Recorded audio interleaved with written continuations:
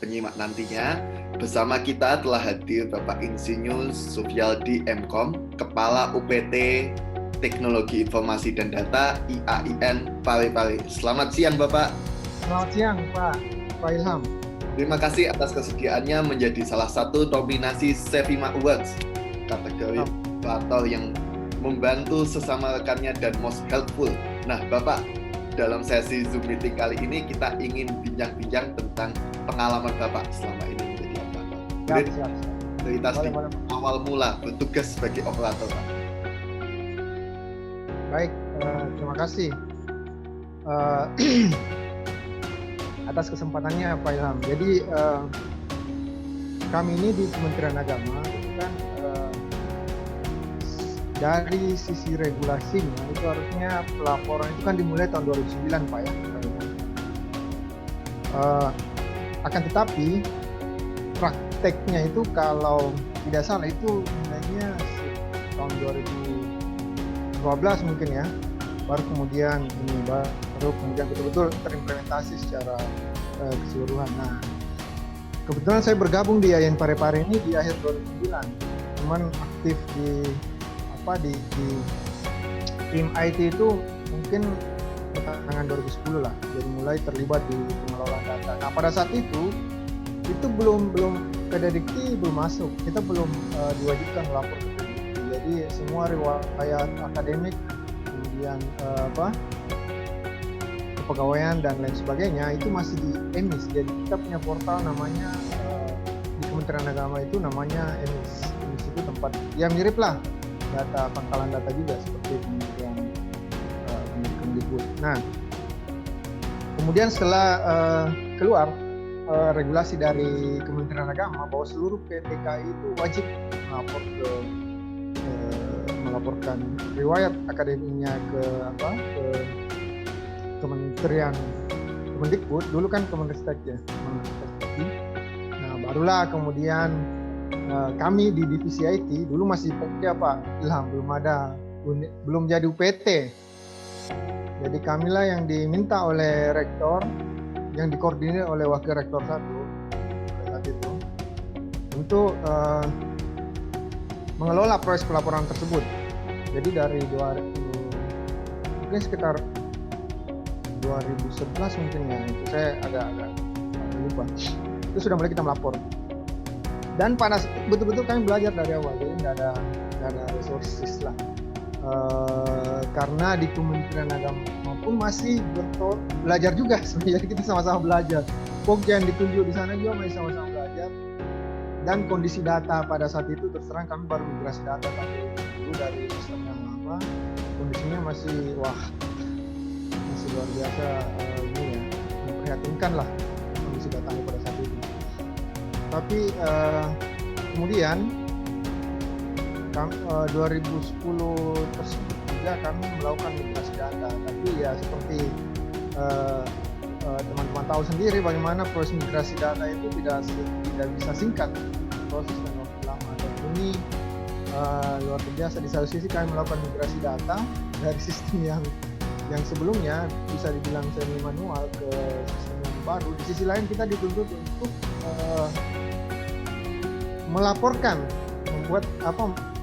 data-data tersebut ke pangkalan Kedikti yang bisa dibilang sudah tahun itu mungkin sudah lumayan established ya kondisi datanya. Jadi akan sangat kelihatan kalau pendataannya itu tidak normal. Seperti itu mungkin awal-awal Pak Ilham. Nah, waktu itu Pak, strategi belajarnya seperti apa Pak? Wah, itu luar biasa, betul-betul kita ya tentunya pada saat nah ini juga kendalanya pada saat itu kan internet 2010 di kami itu dari sisi infrastruktur itu masih sangat infrastruktur internet ya. Seingat saya kami pada saat itu masih pakai IndiHome, Speedy pada saat itu saya sebut produk saya. Masih pokoknya masih parah. Jadi untuk belajar dari internet juga, forum-forum itu tidak seperti sekarang.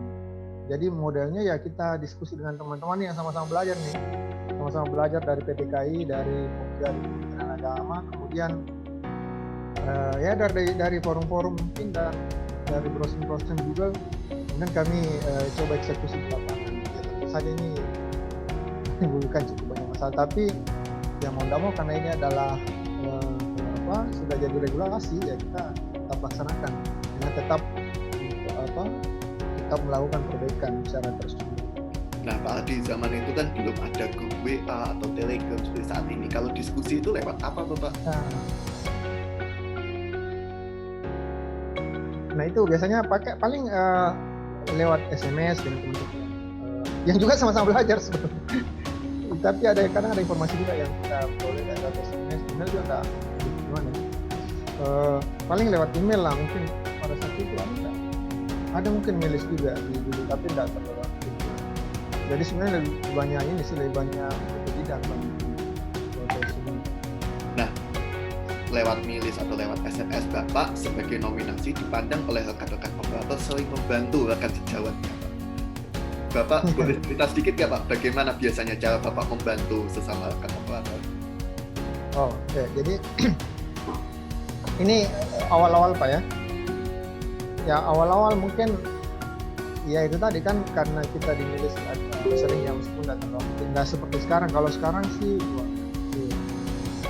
cukup aktif karena setiap ada di WhatsApp sekarang, Pak ya. WhatsApp kan sangat aktif, jadi baik di level di grup Pokja Kementerian itu sangat aktif. Nah, jadi kita sering sharing. Ada beberapa hal, apalagi dalam situasi sekarang ini kan baru-baru terimplementasi yang pennomoran ijazah nasional. Bukan baru sih, tapi kewajibannya itu mungkin baru ini tahun kemarin. Sebelum-sebelumnya itu kami banyak diskusi juga tentang hal tersebut. Ya paling bantunya lewat itu, Pak. Kadang ada yang telepon direct langsung, ada yang lewat SMS, lewat WA. Kadang kami bikin tutorial juga mungkin yang bisa bantu. Nah, di sela-sela kesibukan Bapak sebagai Kepala UPT, biasanya bagaimana, Pak, cara membagi waktu untuk sharing dengan teman-teman dan untuk melaksanakan? Nah, ini kalau orang IT tidak ada waktu kerjanya itu biasanya sangat fleksibel, Pak Ilham. Jadi kadang di rumah, kadang subuh juga bangun tiba-tiba ada direct SMS atau di grup ya. Bahkan mungkin kalau di grup teman-teman di PTK ini itu kadang subuh itu cukup aktif juga. Habis sholat subuh biasanya sudah ada diskusi dengan teman-teman sesama pengelola PD Dikti seperti itu, Pak. Jadi malah kalau malam mungkin lebih aktif ya daripada siang, karena siang pada sibuk dengan kegiatan-kegiatan itu di luar dari pengelolaan data. Biasa inspirasi bakdo subuh ya, Pak, itu berarti. Nah, terakhir nih, Pak, harapan bagi rekan-rekan operator atau dunia PD Dikti secara keseluruhan di tahun 2021 ini dari Bapak Insinyur Supardi M.Com. Ini jadi gini, Pak.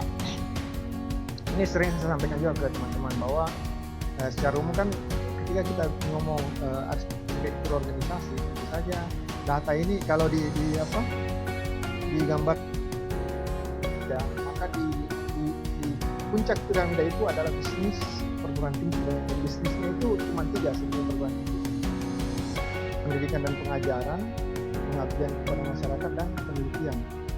Nah, di bawah proses bisnis ini ketika bergerak itu akan melahirkan semua data. Jadi di lapisan bawah piramida ini ada data.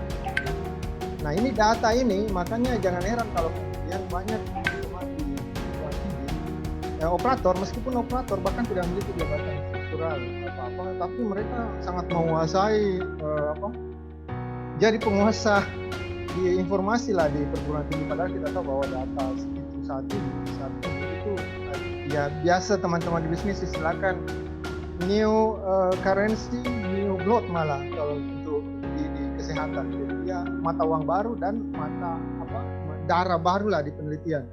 Jadi ketika teman-teman di operator PD Dikti menguasai data ini, maka bisa dibilang beliau sangat dekat pada domain bisnis. Jadi bersyukurlah teman-teman yang berada pada pada lapisan data tersebut dan bisa mengakses semua. akan tetapi ya tentu saja ada resiko di balik itu. Semakin banyak informasi kita ketahui, maka tanggung jawabnya semakin besar.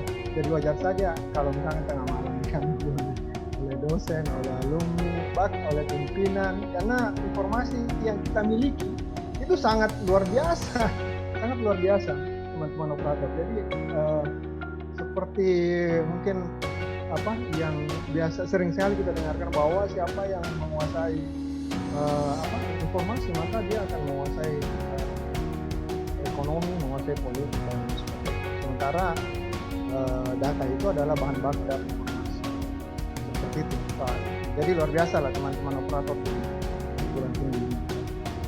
Siap, terima kasih Pak Aldi atas kesempatan yang diberikan. Salam hormat dari kami di Surabaya untuk teman-teman di Parepare semua, Bapak. Salam Pak, terima kasih supportnya Pak Ilham. Thank you, salam buat teman-teman di Sefima, luar biasa. Siap, selamat siang Bapak. Assalamualaikum. Salam.